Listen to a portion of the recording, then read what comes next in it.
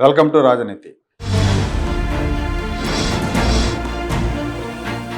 ఆంధ్రప్రదేశ్లో వైసీపీ నాయకులు, తెలుగుదేశం నాయకులు కొంతమంది వీళ్ళకి తెలంగాణలో బీఆర్ఎస్ పార్టీ నాయకులతోటి మంచి సంబంధాలు ఉన్నాయి. వ్యక్తిగత వ్యాపార సంబంధాలు విడదీయలేనంతగా పెనవేసుకున్నాయి. బీఆర్ఎస్ పార్టీ నాయకులు, ఆ పార్టీ అధినేత కేసీఆర్, తెలుగుదేశం అధినేత చంద్రబాబుని బద్ధ శత్రువులాగా చూస్తారు. అవకాశం దొరికినప్పుడల్లా రాజకీయంగా దెబ్బ కొట్టే ప్రయత్నం చేస్తారు కేసీఆర్. తెలంగాణ ఉద్యమం పేరుతో తెలంగాణలో తెలుగుదేశం నాయకుల మీద తీవ్రమైన ఒత్తిడి తెచ్చారు. తెలంగాణలో కేసీఆర్ వేసిన తొలి దెబ్బ తెలుగుదేశం పార్టీ మీదే. తెలుగుదేశం పార్టీకి తెలంగాణలో కేడర్ బలంగా ఉండేది, అభిమానులు కూడా ఉన్నారు ఇప్పటికీ. కానీ ఆ పార్టీ నాయకులు మొత్తాన్ని కొట్టేసి తన పార్టీలో చేర్చుకొని కేసీఆర్ తెలుగుదేశం పార్టీని బలహీనపరిచారు. ఓటుకు నోటు కేసులో చంద్రబాబునే బుక్ చేసే ప్రయత్నం చేశారు. అనేక సందర్భాల్లో చంద్రబాబు నాయుడు గారి మీద వ్యక్తిగత దూషణలకు పాల్పడ్డారు.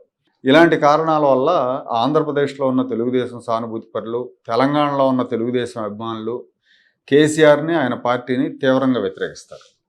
కేసీఆర్, హరీష్ రావుల ఒత్తిడితోనే తెలుగుదేశం నాయకులు పార్టీలు మారారు.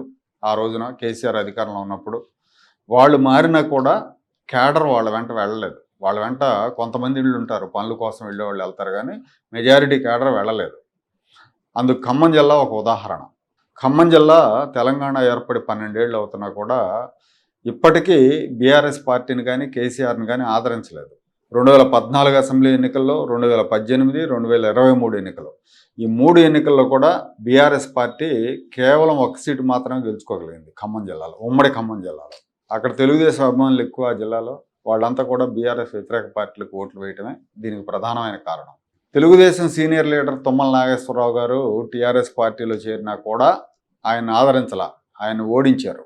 సరే, ఆయన ఇప్పుడు కాంగ్రెస్ పార్టీలో ఉన్నారనుకోండి.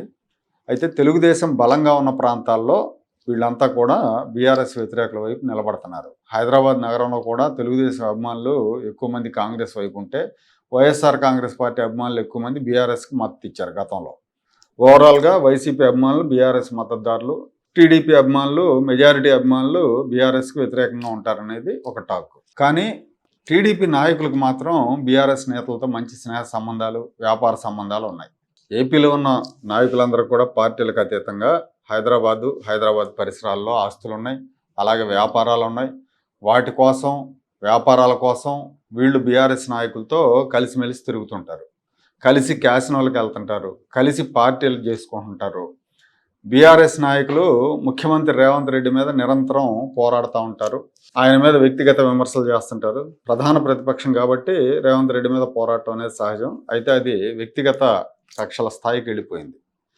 రేవంత్ రెడ్డికి తెలుగుదేశం పార్టీ సీనియర్ నేతలతో మంచి సంబంధాలు ఉన్నాయి. ఆయన ఆ పార్టీలో ఎదిగాడు కాబట్టి అది సహజమే.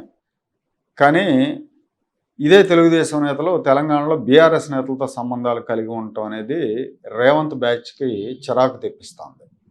బీఆర్ఎస్ బలపడితే అది జగన్మోహన్ రెడ్డిని బలపరుస్తుంది. బీఆర్ఎస్ పార్టీ జగన్మోహన్ రెడ్డికి శ్రేయోభిలాషి, తెలుగుదేశం పార్టీని ఇబ్బంది పెడుతుంది. అలాంటి బీఆర్ఎస్ నాయకులతో తెలుగుదేశం నాయకులు చట్టపట్టాలు వేసుకు తిరగటం ఏంటని రేవంత్ బ్యాచ్ ప్రశ్నిస్తున్నారు. 2019లో బీఆర్ఎస్ నాయకులు ఆంధ్రప్రదేశ్లో టీడీపీని ఓడించడానికి ఎంత ప్రయత్నించారనే విషయాన్ని వాళ్ళు గుర్తు చేస్తున్నారు. జగన్మోహన్ రెడ్డికి ఆర్థికంగా అండదండలు అందించాడు కేసీఆర్. తన పార్టీ నాయకులను ఆంధ్రప్రదేశ్కి పంపించి చంద్రబాబు నాయుడు మీద విమర్శలు చేయించారు. కులద్వేషాలు రెచ్చగొట్టే ప్రయత్నం చేశారు. తలసాని శ్రీనివాస్ యాదవ్ లాంటి వాళ్ళని పంపించి జగన్కు అనుకూలంగా ప్రచారం చేయించారు. అలాంటి పార్టీ నాయకులతో కలిసి వీళ్ళు తిరగటం ఏంటి, వ్యాపారాలు చేయటం ఏంటి, పార్టీలు ఏంటని వాళ్ళు ప్రశ్నిస్తున్నారు. అంటే ఇక్కడ అందరూ తెలుగుదేశం నాయకులని కాదు, కానీ కొంతమంది తెలుగుదేశం నాయకులు.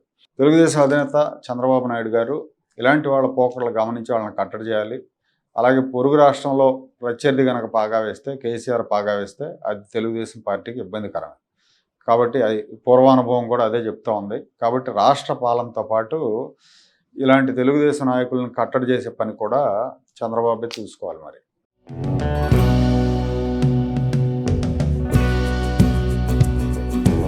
Like, share and subscribe to Rajaniti channel.